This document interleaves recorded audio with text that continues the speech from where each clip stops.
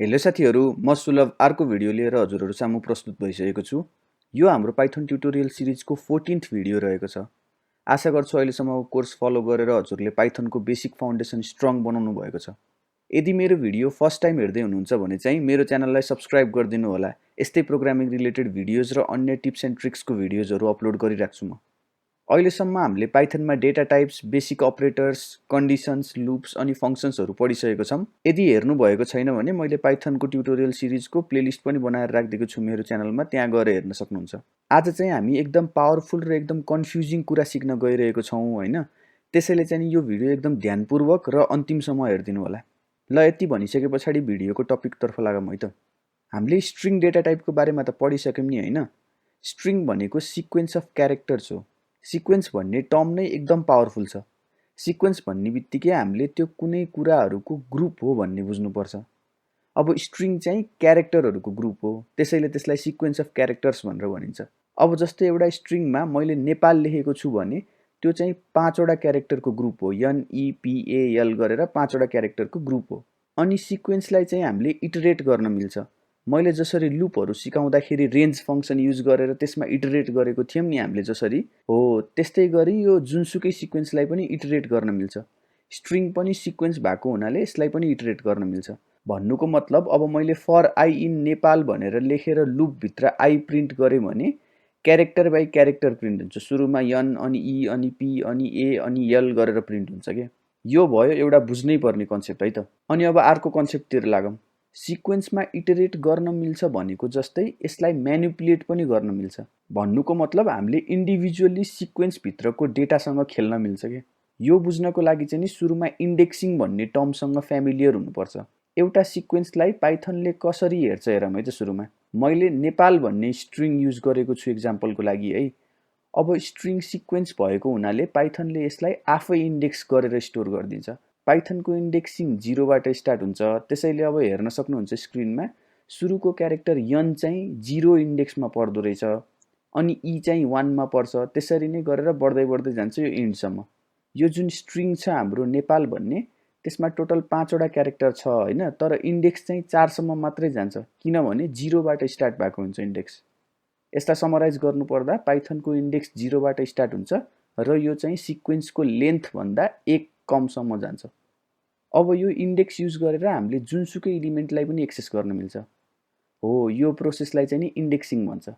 For example मलाई नेपालको third letter चाहियो रे, त्यसको लागि म इन्डेक्सिङ युज गर्छु। तर याद राख्नु नि थर्ड लेटर भनेको चाहिँ नि इन्डेक्स 2 हो, किनभने 0बाट स्टार्ट हुन्छ इन्डेक्स। अब इन्डेक्स युज गरेर एक्सेस गर्ने सिन्ट्याक्स हेरौँ है त। सपोज कन्ट्री भन्ने भेरिएबल छ रे जसको भ्यालु चाहिँ नेपाल छ रे, अनि अब मलाई थर्ड लेटर चाहिएको छ भने म कन्ट्री लेखेर स्क्वायर ब्र्याकेट युज गर्छु अनि त्यसभित्र चाहिँ इन्डेक्स हालिदिन्छु। हाम्रो केसमा चाहिँ नि इन्डेक्स 2 हुन्छ, किनभने हामीलाई थर्ड भ्यालु चाहिएको हो। यसको जेनरल सिन्ट्याक्स भनेको यही नै हो, सुरुमा भेरिएबलको नाम लेख्ने अनि त्यस पछाडि स्क्वायर ब्र्याकेटभित्र इन्डेक्स लेखिदिने। ल यो पनि बुझियो हैन त। अब यसरी इन्डेक्स युज गरेर सिक्वेन्सको जुन भ्यालु पनि एक्सेस गर्न मिल्दो रहेछ हैन त। भनेपछि भ्यालु चेन्ज गर्न पनि मिल्न पर्ने हो नि हैन। गलत। हामीले स्ट्रिङलाई चाहिँ इन्डेक्सिङ गरेर भ्यालु चेन्ज गर्न मिल्दैन। किन भन्दा स्ट्रिङ भनेको इम्युटेबल अब्जेक्ट्स हो। के हो त अब यो म्युटेबल इम्युटेबल अब्जेक्ट भनेको बुझौँ है त। म्युटेबल अब्जेक्ट भनेको त्यस्तो अब्जेक्ट हो जसको कन्टेन्ट चाहिँ चेन्ज गर्न मिल्छ हैन। अनि इम्युटेबल अब्जेक्ट भनेको चाहिँ त्यस्तो अब्जेक्ट हो जसको कन्टेन्ट चाहिँ एकचोटि सेट गरिसके पछाडि चेन्ज गर्न मिल्दैन। पाइथनको केसमा चाहिँ नि लिस्ट, सेट, डिक्सनेरीहरू चाहिँ नि म्युटेबल अब्जेक्ट्स हुन्, जुन अहिलेसम्म हामीले पढेको छैन हैन। र इन्ट, फ्लोट, बुल, स्ट्रिङ हो यिनीहरू हामीले पढिसकेको छौँ नि। हो यो यिनीहरू चाहिँ नि इम्युटेबल अब्जेक्ट्सहरू हो। भन्नुको मतलब यसको भ्यालु एकचोटि सेट गरिसके पछाडि फेरि चेन्ज गर्न मिल्दैन। एउटा सिम्पल एक्जाम्पल दिनको लागि चाहिँ म एउटा भेरिएबल बनाउँछु x भन्ने, जसको भ्यालु चाहिँ नि 100 राखिदिन्छु है त। अनि अब अर्को भेरिएबल बनाउँछु y भन्ने, जसको भ्यालु चाहिँ x राखिदिन्छु। अहिलेको पोइन्टमा सबै बराबर छ। x को भ्यालु चाहिँ नि 100 छ अनि y को भ्यालु चाहिँ नि फेरि इक्वल्स टु x राखिदिएको छु, त्यसैले y को भ्यालु पनि 100 नै छ। अब म चाहिँ एउटा अपरेसन पर्फर्म गर्छु, x is equals to x plus 1 भन्ने। अब x को भ्यालु 1 ले बढ्यो नि हैन। अब म x को भ्यालु प्रिन्ट गर्दाखेरि चाहिँ नि x को भ्यालु 101 प्रिन्ट हुन्छ। तर अब फेरि y को भ्यालु प्रिन्ट गर्दा चाहिँ नि 100 नै रहन्छ y को भ्यालु, किनभने इन्टिजर चाहिँ इम्युटेबल अब्जेक्ट हो, त्यसैले यसले आफ्नो भ्यालु चेन्ज गर्दैन। सुरुमा क्रिएट गर्दा जे राख्यो त्यही हुन्छ। हामीले त अब y = x राखेको थियौँ नि, यदि इन्टिजर म्युटेबल भइदिएको भए चाहिँ नि y को भ्यालु पनि 101 हुन्थ्यो, तर इम्युटेबल भएको हुनाले y को भ्यालु चाहिँ नि 100 नै रहन्छ। अब त्यस्तै गरी स्ट्रिङको नि एक्जाम्पल हेरौँ है त। अघि मैले कन्ट्री भन्ने भेरिएबलमा नेपाल स्टोर गरेको थिएँ नि, हो त्यही युज गर्छु है त। त्यसमा मैले इन्डेक्सिङ गरेर थर्ड एलिमेन्ट सिलेक्ट गर्छु हैन, अनि त्यसको भ्यालु चेन्ज गरेर म जेड राखिदिन्छु। अब यसो सोच्दाखेरि त नेपालबाट नेजाल हुनुपर्ने हो नि हुन त, तर पाइथनले त्यस्तो गर्दा एरर थ्रो गर्छ, किनभने स्ट्रिङ इम्युटेबल हो, यसको कन्टेन्ट चेन्ज गर्न मिल्दैन एकपटक सेट गरिसके पछाडि। भेरिएबलको भ्यालु त चेन्ज गर्न मिल्छ। अब हजुरले कन्ट्री = नेपालको सट्टामा कन्ट्री = अस्ट्रेलिया राख्दिन मिल्छ, नमिल्ने होइन। तर यसरी स्ट्रिङको कन्टेन्ट चाहिँ चेन्ज गर्न मिल्दैन, किनभने स्ट्रिङ इम्युटेबल अब्जेक्ट हो। ल अब म्युटेबल र इम्युटेबलको बारेमा त जानियो हैन। अब हामी अघि इन्डेक्सिङको कुरा गर्दै थियौँ नि हैन, हो त्यसमा लागौँ है त। इन्डेक्सिङको कन्सेप्टलाई पाइथनले नेक्स्ट लेभलमा लिएर गएको छ। हामीले अब अघि स्ट्रिङबाट कुनै पार्टिकुलर इन्डेक्सको भ्यालु एक्सट्र्याक्ट गर्न मिलेको थियो नि हैन, हो त्यस्तै गरी हामीले सबस्ट्रिङहरू पनि एक्सट्र्याक्ट गर्न मिल्छ। पाइथनको यो सबस्ट्रिङहरू एक्सट्र्याक्ट गर्ने प्रोसेसलाई चाहिँ नि स्लाइसिङ भनेर भन्छ। स्लाइसिङ युज गरेर हामीले स्ट्रिङलाई वा अरू कुनै सिक्वेन्सलाई स्लाइस गर्न मिल्छ। अब अहिले हामीले अरू सिक्वेन्सहरूको बारेमा पढेको छैनौँ, त्यसैले म स्ट्रिङकै मात्र कुरा गर्छु हैन, तर याद राख्नु होला यो स्ट्रिङलाई मात्र युज नभएर सबै सिक्वेन्समा युज हुन्छ। अब अघि एक्जाम्पल अनुसार मैले कन्ट्री भन्ने भेरिएबलको थर्ड एलिमेन्ट निकाल्न पर्यो भने कन्ट्री लेखेर स्क्वायर ब्र्याकेट भित्र 2 लेख्छु हैन त। त्यस्तै गरी हामीले अब सेकेन्ड क्यारेक्टरदेखि फोर्थ क्यारेक्टर पनि निकाल्न मिल्छ स्लाइसिङ युज गरेर। स्लाइसिङ गर्नको लागि चाहिँ हामीले इन्डेक्सिङकै सिन्ट्याक्स युज गर्छौँ, तर एउटा एक्स्ट्रा कलन सिम्बल देख्न सकिन्छ। एक्जाम्पल लिएर हेरौँ है त। म एउटा अलिक लामो स्ट्रिङ लिन्छु है, एउटा क्यापिटल भन्ने भेरिएबल जसको चाहिँ भ्यालु काठमाडौँ छ, हो त्यो युज गरौँ है त हामी अहिले। अब मलाई यसको सेकेन्ड क्यारेक्टरदेखि सिक्स्थ क्यारेक्टरसम्म एक्सट्र्याक्ट गर्न मन लाग्यो रे। भन्नुको मतलब यो काठमाडौँबाट मलाई ATHMA मात्र एक्सट्र्याक्ट गर्न मन लाग्यो रे हैन। हो त्यसको लागि हामीले के लेख्नुपर्छ, क्यापिटल लेखेर ब्र्याकेटमा 1:6 लेख्नुपर्छ। यसले चाहिँ फर्स्ट इन्डेक्सदेखि फिफ्थ इन्डेक्ससम्मको भ्यालु एक्सट्र्याक्ट गर्छ। फर्स्ट इन्डेक्स भनेको सेकेन्ड क्यारेक्टर भयो हैन, किनभने इन्डेक्सिङ 0 देखि सुरु हुन्छ, अनि फिफ्थ इन्डेक्स भनेको सिक्स्थ क्यारेक्टर हो। यसको आउटपुट चाहिँ ATHMA हुन्छ। अब यसलाई जेनरलाइज गरेर भन्न पर्दा चाहिँ हामीले भेरिएबलको नेम लेखेर स्क्वायर ब्र्याकेट भित्र चाहिँ नि कलनको लेफ्टमा चाहिँ स्टार्टिङ इन्डेक्स लेख्न पर्यो, अनि कलनको राइट साइडमा चाहिँ नि इन्डिङ इन्डेक्स +1 लेख्न पर्यो, किनभने यो स्लाइसिङ गर्दा राइटको इन्डेक्स चाहिँ एक्सक्लुसिभ हुन्छ। भन्नुको मतलब हामीले 6 लेख्यो भने फिफ्थ इन्डेक्ससम्मको मात्र भ्यालु रिटर्न गर्छ यसले। अब त्यस्तै गरी अर्को एउटा एक्जाम्पल पनि हेरौँ है त। अब चाहिँ मलाई काठमाडौँको KATH काठ मात्रै चाहियो रे भनेपछि फर्स्ट क्यारेक्टर यानि कि 0 इन्डेक्सदेखि फोर्थ क्यारेक्टर यानि कि थर्ड इन्डेक्ससम्म चाहिएको छ मलाई हैन। अब त्यसको लागि हामीले क्यापिटल अनि स्क्वायर ब्र्याकेटमा स्टार्टिङ इन्डेक्स यानि कि 0 अनि लेखेर कलन दिएर इन्डिङ इन्डेक्स +1 यानि कि 4 लेख्छौँ। यसले चाहिँ KATH आउटपुट दिन्छ। अब यसको अर्को लेख्ने तरिका पनि छ हैन। हामीले लेफ्टमा केही नलेखी डाइरेक्ट कलन दिएर 4 लेख्दा पनि हुन्छ।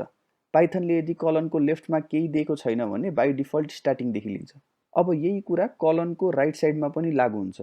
मलाई काठमाडौँको मान्डु मात्रै चाहिएको छ रे अब, मतलब मलाई फिफ्थ क्यारेक्टर यानि कि फोर्थ इन्डेक्सदेखि नाइन्थ क्यारेक्टर यानि कि 8 इन्डेक्ससम्म चाहिएको छ है त। अब यसमा पनि सिमिलरली क्यापिटल लेखेर स्क्वायर ब्र्याकेट भित्र मैले 4:9 लेख्यो भने पनि हुन्छ हैन, र कलनको राइट साइडमा केही नलेखेर डाइरेक्ट 4 र कलन मात्रै लेखे पनि हुन्छ के, दुवैको रिजल्ट एउटै आउँछ। अब हामीलाई स्ट्रिङको फर्स्ट लेटर चाहियो भने इन्डेक्सिङ युज गरेर लेख्न पर्दा भेरिएबलको नाम अनि 0 लेख्यो भने आउँछ हैन त। तर अब लास्ट क्यारेक्टर लिनको चाहिँ के गर्ने त? अब कि त मैले अघिकै क्यापिटल भन्ने भेरिएबल युज गरेर क्यापिटल अनि स्क्वायर ब्र्याकेट भित्र चाहिँ नि 8:9 लेख्यो भने हुन्छ हैन। तर त्यसको लागि पाइथनमा अर्को ट्रिक पनि छ। स्ट्रिङको लास्ट भ्यालुलाई इन्डेक्स गर्नको लागि डाइरेक्ट -1 लेख्दा पनि हुन्छ। लास्ट भ्यालु चाहिएको छ भने -1 लेख्ने, सेकेन्ड लास्ट भ्यालु चाहिएको छ भने -2 हैन, यस्तरी नै जान्छ।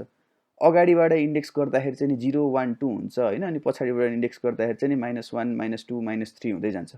ल अब स्लाइसिङको अझै डिपमा जाम है त। मलाई चाहिँ काठमाडौँको KTM मात्रै चाहिएको छ रे। भन्नुको मतलब मलाई फर्स्ट क्यारेक्टर, थर्ड क्यारेक्टर अनि फिफ्थ क्यारेक्टर चाहिएको छ। अब यसको लागि पनि स्लाइसिङ युज गर्न मिल्छ हामीले।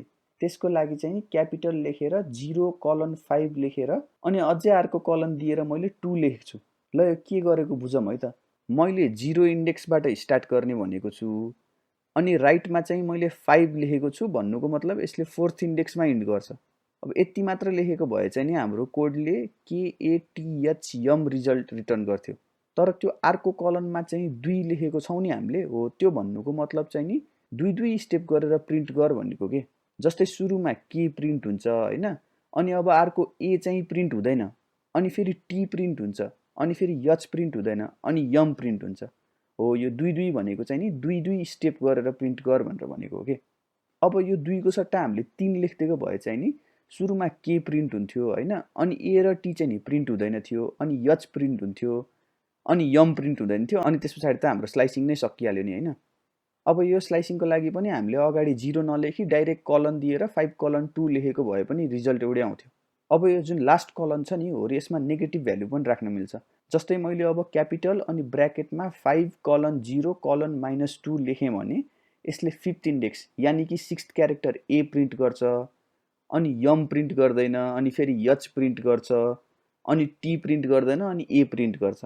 हामीले यसमा 0 इन्डेक्स दिएको भएर यो चाहिँ 0 सम्म जाँदैन, 1 सम्म मात्र जान्छ, किनभने राइट ह्यान्ड साइडमा हामीले जे इन्डेक्स दिन्छौँ नि हो त्यो चाहिँ नि एक्सक्लुसिभ हुन्छ।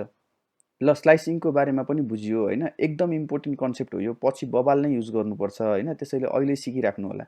अलिक कन्फ्युजिङ छ, त्यसैले प्र्याक्टिस चाहिँ नि एकदम धेरै नै चाहिन्छ यसलाई हैन। अनि केही डाउट भएदेखि चाहिँ नि कमेन्ट गरेर वा मेरो डिस्कर्ड सर्भर जोइन गरेर सोध्न सक्नुहुन्छ हजुरले, म स्योर हेल्प गर्छु हजुरलाई। डिस्कर्डको लिङ्क चाहिँ नि म तल डिस्क्रिप्सनमा राखिदिन्छु। अब यति प्र्याक्टिस गरिसके पछाडि हजुरको लागि एउटा सानो टास्क दिन्छु म। यो स्लाइसिङको कन्सेप्ट युज गरेर हजुरले कुनै पनि स्ट्रिङलाई रिभर्स गरेर देखाउन सक्नुहुन्छ त? ट्राई गर्नुहोस् अनि तल कमेन्टमा लेखेर भन्नु होला कसरी गर्ने रहेछ भनेर। ल आजको लागि चाहिँ यो भिडियोमा यति मात्रै गरौँ हैन। भिडियो मन परेमा लाइक र सेयर गरिदिनु होला, अनि च्यानललाई सब्स्क्राइब गर्नु भएको छैन भने सब्स्क्राइब गरेर घन्टी पनि बजाइदिनु होला, कोरोना भागिजानेछ। अर्को भिडियोमा अर्को टपिकका साथ भेटौँला। यति भन्दै यो भिडियोको इतिश्री गर्न गइरहेको छु। Happy coding.